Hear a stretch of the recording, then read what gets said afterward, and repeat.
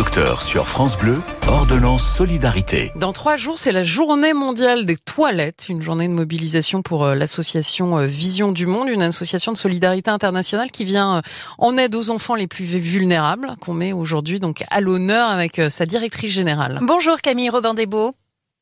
Bonjour. Cette journée mondiale des toilettes, le 19 novembre, c'est l'occasion pour vous de rappeler que si nous, on tire la chasse sans se poser aucune question, ailleurs dans le monde, c'est vraiment pas évident.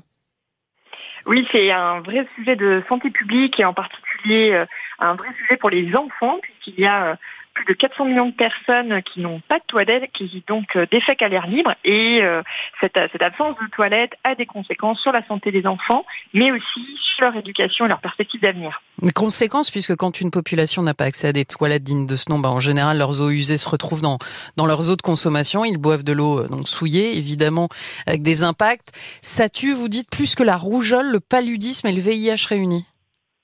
Oui, parce que en fait, ce sont toutes les causes indirectes de cette absence de toilettes qui affectent la vie des enfants, puisque donc cette eau souillée va provoquer des maladies qui peuvent être donc à la fois des maladies infectieuses, ça peut être des diarrhées. Et quand ces maladies en fait frappent des enfants dans des contextes où il n'y a pas d'accès aux soins médicaux de base, quand il n'y a pas de quoi prendre en charge ces enfants quand ils sont tout petits, eh bien derrière c'est parfois des conséquences gravissimes et pouvant aller jusqu'à la mort. Donc effectivement, ce manque de toilettes tue indirectement. Et il a aussi d'énormes conséquences sur la santé des jeunes filles.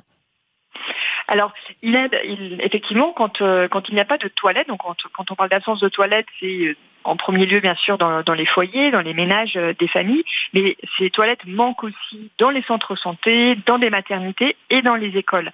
Et en fait, quand il n'y a pas de toilettes pour les enfants, vous imaginez que derrière, il peut y avoir des conséquences physiologiques sur les petits, puisque les enfants se retiennent, mais également quand les filles deviennent jeunes filles et qu'elles ont leurs règles, oui, ça a des conséquences puisqu'elles n'ont pas d'endroit où se changer, où être à l'abri, etc. Donc il peut y avoir un effet sur leur santé, effectivement en premier lieu, mais également sur leur éducation, puisque elles n'osent plus, si vous voulez, venir à l'école cette semaine où elles ont leurs règles.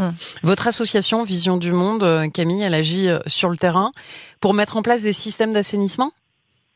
Oui, alors Vision du Monde, c'est une association donc, de solidarité internationale, et notre objectif, c'est de tout mettre en œuvre pour permettre aux enfants les plus vulnérables de bien grandir. Et donc, ce que l'on va faire, c'est mettre en place des projets de long terme qui vont améliorer concrètement et durablement les conditions de vie des enfants.